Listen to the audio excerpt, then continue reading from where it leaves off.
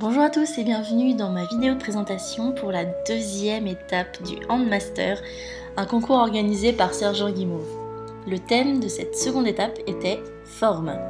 Donc j'ai décidé de travailler sur un thème qui m'est cher, puisque c'est quelque chose que j'adore réaliser en dessin, c'est le corps humain. J'ai une fascination pour les courbes féminines, pour la structure, pour l'anatomie tout simplement. Et donc j'ai décidé de mettre ça en pratique en Fimo, vu que je ne l'avais jamais essayé. Je me suis dit, allez, lance-toi le défi, vas-y, lance-toi. Et donc, plutôt que de sculpter simplement la forme d'un corps, je me suis dit que j'allais faire quelque chose de un peu plus compliqué. Donc je réalise mon propre camé, dans lequel va s'insérer le corps féminin. Et ensuite, il y aura des ailes de corbeau en dessous de ses bras.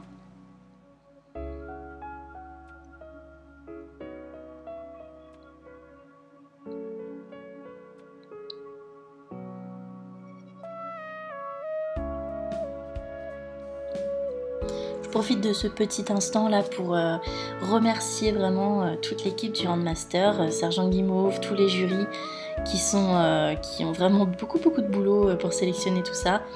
En tout cas, les autres participantes, je vous souhaite aussi vraiment de réussir.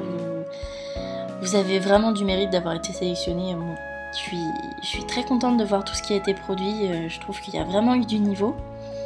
Et voilà, donc bonne chance aux autres et bonne chance au jury pour départager à cette étape du concours. Une partie compliquée maintenant, ça a été de relier le camé au corps, ou en tout cas le corps au camé, puisqu'il fallait l'incruster dedans. J'ai cuit d'abord le camé pour avoir peu de chances de le déformer en sculptant après le corps par-dessus.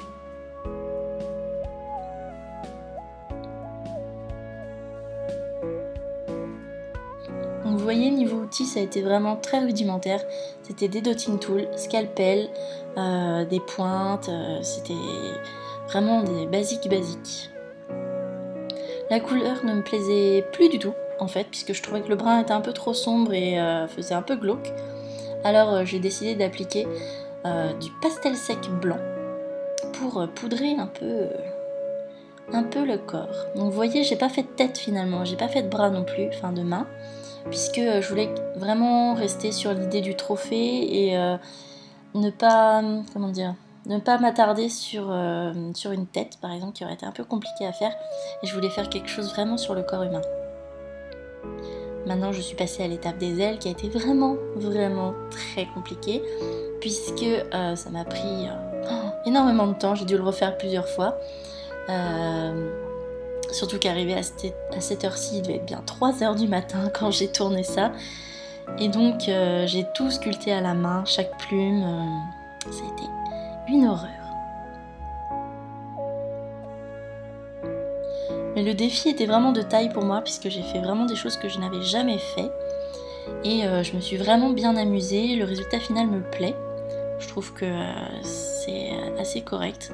J'ai hâte de voir ce que vous les filles, les 7 autres participantes, vous avez fait pour voir par rapport à moi si j'ai des chances ou pas. Mais bon, vu le niveau, je pense que ça va être dur de départager pour les jurys. Pour les ailes de corbeau, normalement on va dire quand on en dessine ou on va dire en général il y a 3 épaisseurs de plumes. J'ai décidé de n'en faire que 2 puisque la 3e épaisseur sera réalisée dans un autre matériau que vous verrez par la suite.